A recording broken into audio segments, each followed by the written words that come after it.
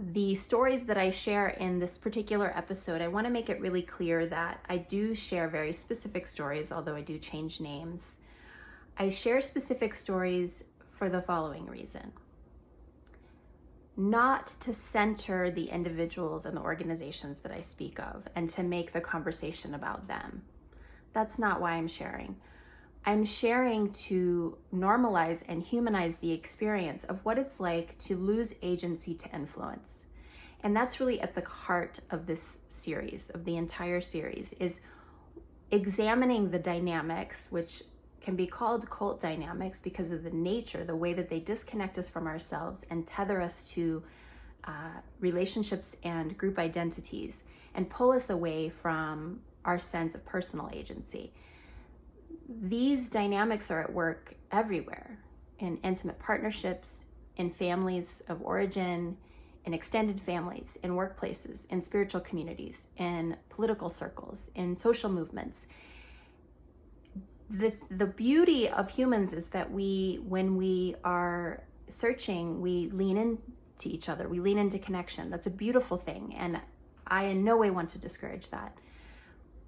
The question becomes, how do we do that without losing ourselves in the process? And how do we create communities and containers where people are authenticated for who they are and individuation is encouraged and diversity is celebrated, rather than creating a group mindset and an identity that disconnects us, not only from one another within the group, which is damaging enough, but from people outside of the group.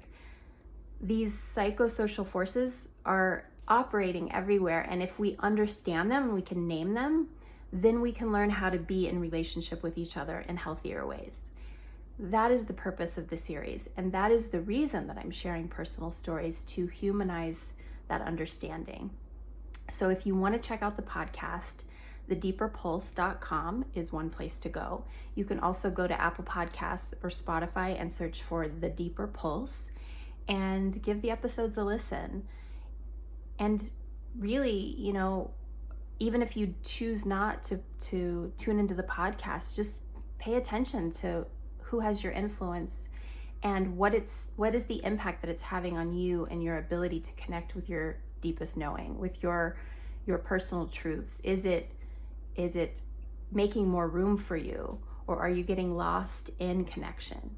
And if in any way you feel like, from time to time, like me, I have so many stories to share. I share just a sample of how many times I've gotten lost in connection. If you can relate to that, then lean into the podcast, and I hope it can support you in some way.